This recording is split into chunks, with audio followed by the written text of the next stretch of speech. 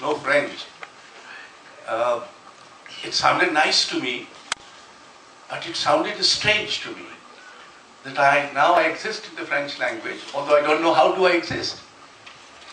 I translated Szymborska, the great Polish Nobel laureate, and she heard me recite those translations. And she kept on looking very mischievously at me.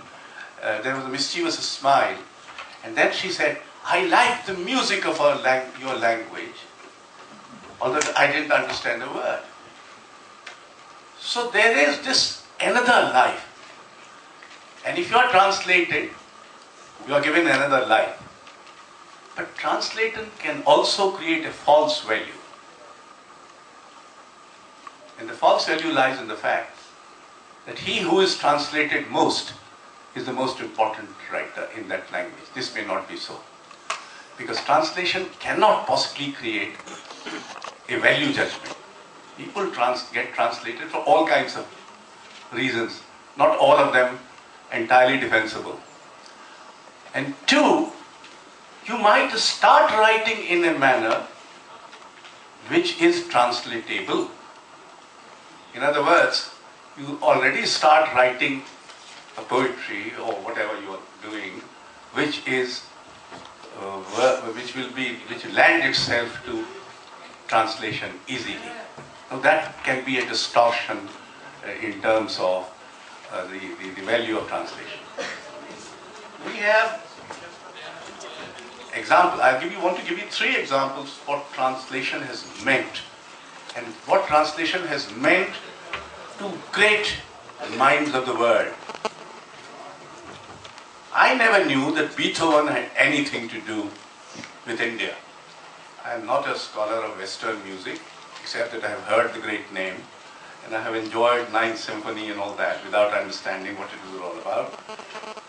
Until I came to an Italian historian seminar here in IIC, and his topic was Beethoven in India. And there were at least 50 people intrigued by this title who were attending it. And this gentleman said that Beethoven, after his great period of creativity, was passing through depression. It was the time when Schopenhauer and other people were talking about Indian metaphysics and Indian philosophy, when Max Muller was translating the Vedas and things of that kind. And Goethe was writing his famous poem on Shakuntala. He started reading them. And he kept a diary called Tagebuch, a daily diary, in which he kept on. So he had recorded the German translation of the Nasudi Sukt. He had said that I want to create an ensemble of religious voices from India. Things of that kind.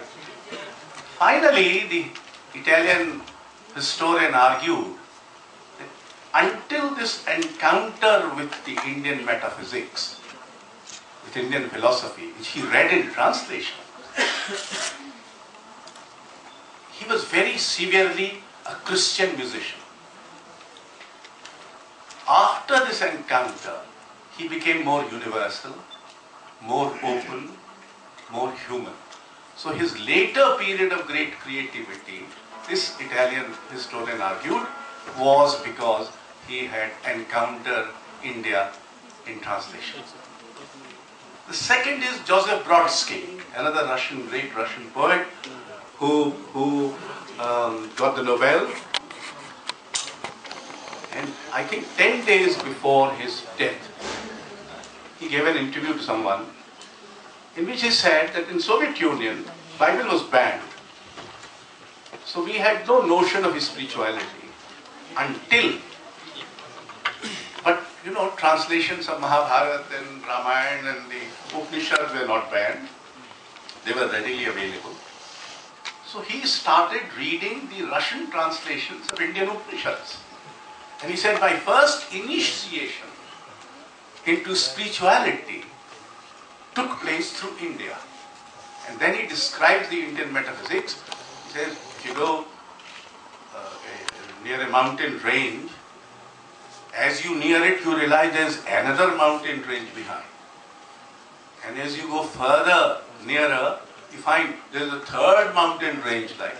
This is the tribute Joseph Brodsky pays to Indian metaphysicists. And the third one, Ganesh Devi will know better than I do, there was this great linguist, Roman Jacobson, who became the president of the American Association of Linguists, or language people, whatever, PMLA or whatever it's called.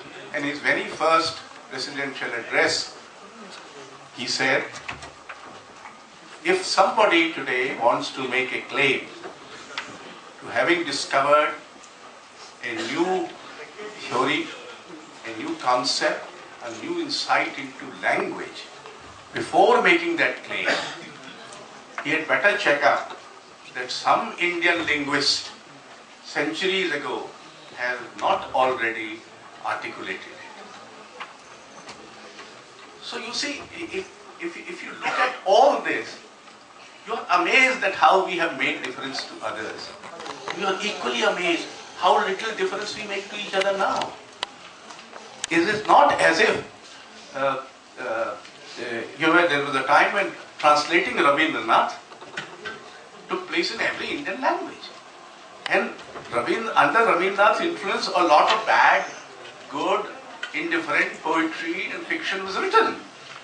But at least at that time, we had a notion that a writer from a different language altogether must exist in our language.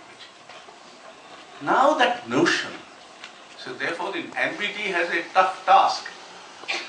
Culture of translation is actually under decline according to me. Important writers don't take to translation.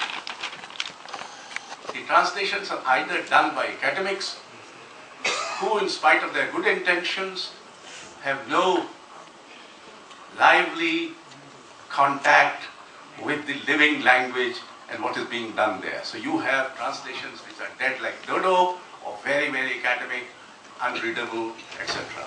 Or on the other hand, you have people who will translate everything flippantly and without much trouble. There are things which cannot be translated.